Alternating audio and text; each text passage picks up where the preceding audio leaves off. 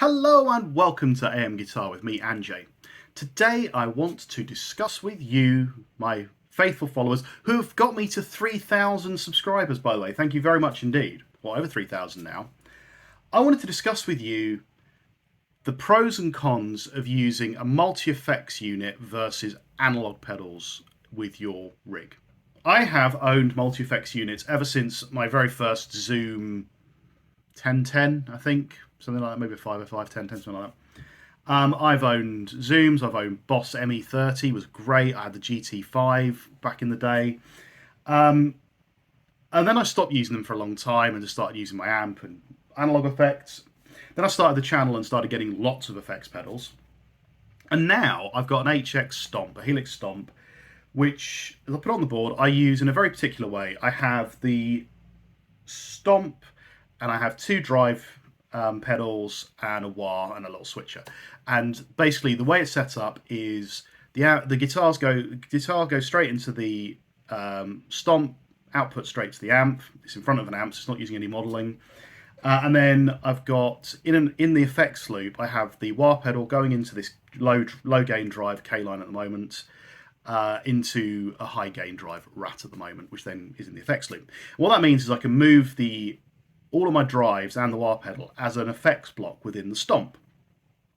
Now my main kind of core setup on the Stomp is a compressor into an EQ, into a phaser, into my drive effects loop block, into a boost, then split out to a delay, like an analog delay and a reverb. If I can figure it out, I'll put the patch as a link in the description down below if you're interested in playing around with it.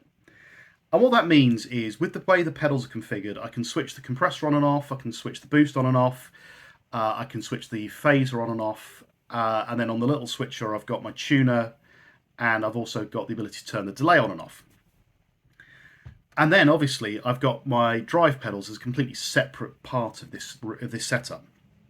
And that's great. And I use the Stomp in that way because I've always been a bit wary of drive effects in multi-effects. Now, as it happens, the Stomp drive effects are unbelievably good. And I could get away with using them. I just prefer having more pedals available to me when I'm playing. Literally, when I'm playing, the only thing that really gets stepped on is the Rat or the boost if I'm in the middle of playing something. Possibly the phaser. The point is that the Stomp takes the place in my, on my board of an EQ pedal, phaser, sometimes a tremolo, a boost, a delay, and a reverb. So 6 or 7 pedals are being taken away from the board for a unit that's like this big. It's really unbelievably small. And that's awesome because it means I don't have to have a huge board. If I can find one, I'll put a picture of my old effects board up, which I used to take into the studio. And I spent more time tap dancing than playing. So it's a great setup. However, last night, it messed me up. So I'm in the studio playing with the band, and the last 15 minutes, suddenly my sound cuts out. Absolutely nothing. Dead. We're in the middle of a song, don't want to stop, so I switch the Stomp off, and I go clean into my Katana, which I'm using it's clean, no effects on it whatsoever, just pure clean.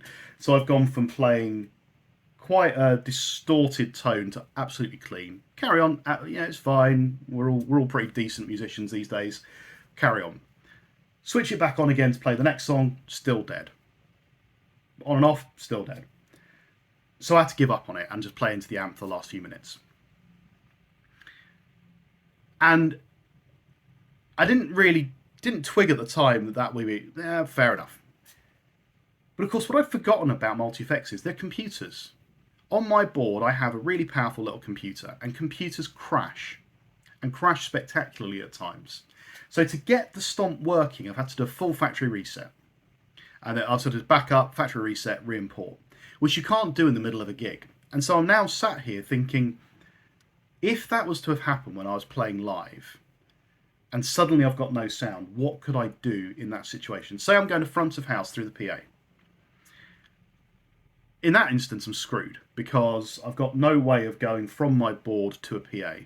I don't have any other little sort of analog amp sims or anything. If I'm going into an amp, then I've got some flexibility because I can quickly unplug the drives from the effects loop and just plug them straight into the amp. If I'm using the Katana, I can just use the Katana. But if I'm using like the house amp, I could do that to get some control. I'm now going to start carrying my Mosky Spring Reverb mini pedal with me everywhere so that I've always got reverb should anything like that happen again.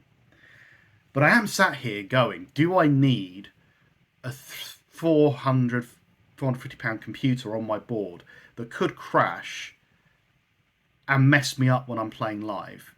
Is it too big a risk? Don't know yet. I'm still on the fence and deciding about that. But I'd really love to hear your opinions. What are your thoughts on these multi-effects units, these kind of amp simulators, and the reliance now that a lot of musicians are putting onto these little computers versus a couple of analog pedals going into a decent amp? I know that not everyone has a decent amp or that kind of availability. So I've got a Boss Katana. It's a nice amp. It is sort of digital. It has an analog drive setup, but it is a digital amp. But it's a good amp, and I like it. But obviously, the guy who's playing through the through his Fender Blues Junior it doesn't affect him. He just turns the volume up, turns the volume down, has a drive pedal. He's happy. Whereas I'm sat there trying to reboot. This is the weird thing. Trying to reboot my effects board before I can play my guitar again. So, what are your thoughts? I'm really interested to hear what you think about this, and have you had these sort of problems live, in practice, whatever. Let me know in the comments. Like, subscribe, and I'll speak to you again soon. Cheers, guys.